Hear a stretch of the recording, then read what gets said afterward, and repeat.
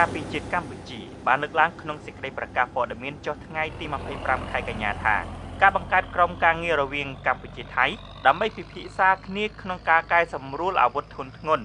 ដែលមានសមត្ថភាពបំផ្លាញខ្លាំងនិងយុទ្ធាករឬឧបករណ៍យោធាឲ្យត្រឡប់ចូលមូលដ្ឋានដើមវិញគឺត្រូវធ្វើឡើងតាមការកំណត់របស់កិច្ចប្រជុំពិសេសលើកទី1នៃគណៈកម្មាធិការព្រំដែនទូត GBC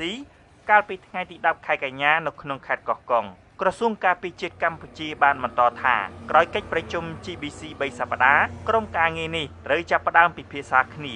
ដើម្បីរៀបចំផែនការសកម្មភាពពាក់ព័ន្ធនឹងការកែសម្រួលអាវុធធុនធ្ងន់ចេញពីព្រំដែនទៅស្ថានភាពជាក់ស្ដែងនិងជាជំហានហើយត្រូវធ្វើឡើងក្រោមការត្រួតពិនិត្យផ្ទៀងផ្ទាត់ពីក្រុមអ្នកសង្កេតការណ៍អាស៊ាន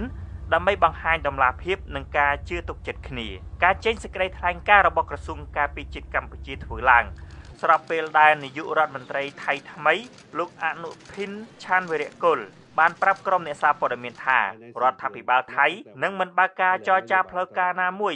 ជាមួយរដ្ឋាភិបាលកម្ពុជាឡើយហើយថៃនឹងបន្តបិទច្រកព្រំដែនដរាបណាកម្ពុជាមិនដកអាវុធធុនធ្ងន់ចេញពីព្រំដែននិងឈប់គំរាមកំហែងដល់ប្រទេសថៃការលើកឡើងពីនាយករដ្ឋមន្ត្រីថៃថ្មីនេះបានធ្វើឡើងក្រោយពេលប្រធានព្រឹទ្ធសភាកម្ពុជាលោកហ៊ុនសែនបានលើកឡើងតាម Facebook កាលពីថ្ងៃទី24ខែកញ្ញាថាកម្ពុជានៅតែបន្តរក្សាជំហរដដែលគឺមិនថោកសុំទៅភាគីថៃដើម្បីបើកច្រកព្រំដែននោះទេហើយលោកថាបើទោះជាប្រទេសថៃបិទច្រកព្រំដែន100ឆ្នាំទៀតក៏កម្ពុជាមិនស្លាប់ដែរលោកហ៊ុនសែនក៏បានបញ្ជាក់ថាច្រកព្រំដែនគឺថៃជាអ្នកបិទហើយមិនចាំបាច់មកចរចាជាមួយកម្ពុជាដើម្បីបើកនោះទេប៉ុន្តែប្រសិនបើថៃបើកច្រកព្រំដែនវិញនោះកម្ពុជានឹងបើកតាមក្រោយយ៉ាងយូរត្រឹម5ម៉ោងជុំវិញបញ្ហានេះអតីតតំណាងរាជគណៈបកសង្គ្រោះជាតិលោកអ៊ុំសំអានបានលើកឡើងថាបើទោះជាប្រទេសថៃមាននាយករដ្ឋមន្ត្រីថៃថ្មីក៏ដោយក៏មិនអាចជួយឲ្យចំនួនព្រំដែនកម្ពុជាថៃបានធូរស្រាលនោះដែរពីព្រោះនាយករដ្ឋមន្ត្រីថៃសប្តាហ៍ថ្ងៃជាមនុស្សជិតស្និទ្ធនឹងក្រមយោធានិងស្ដេចថៃដែលមានមហិច្ឆតាឈ្លានពានទឹកដីកម្ពុជាខ្ញុំយល់ថារដ្ឋាភិបាលថ្មីហ្នឹងគឺមិនអាចគ្រប់គ្រងទៅលើយោធារបស់ថៃបានដូច្នេះការឈ្លានពានមកលើទឹកដីកម្ពុជាគឺនៅតែមានបន្តអាចមានភាពតានតឹងហើយអាចទៅមានការផ្ទុះអាវុធផងដែរ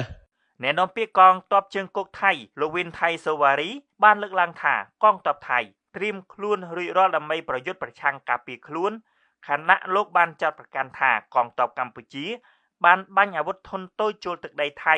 និងគប់គ្រាប់បែកទៅកន្លែងរីបន្លាលុះរបស់កងទ័ពថៃផ្ទុយពីការចាត់ប្រកាន់នេះអ្នកនាំពាក្យក្រសួងការពារជាតិកម្ពុជាអ្នកស្រីម៉ាលីសុជាតាបានចេញសេចក្តីថ្លែងការណ៍ច្រានចោលការចាត់ប្រកាន់នេះនិងបញ្ជាក់ថាទាហានថៃជាអ្នករំលោភបទឈប់បាញ់ដោយបានបំផ្ទុះអាវុធចំនួន4គ្រាប់ចាប់ពីម៉ោង2ជាងព្រឹករហូតដល់ម៉ោង7ព្រឹកថ្ងៃទី25ខែកញ្ញាប៉ុន្តែបែរជាចោទកងទ័ពកម្ពុជាថាជាអ្នកបំផ្ទុះអាវុធបង្កហេតុទៅវិញខ្ញុំប្រាជ្ញាវុទ្ធុអាស៊ីសេរីពីរដ្ឋធានី Washington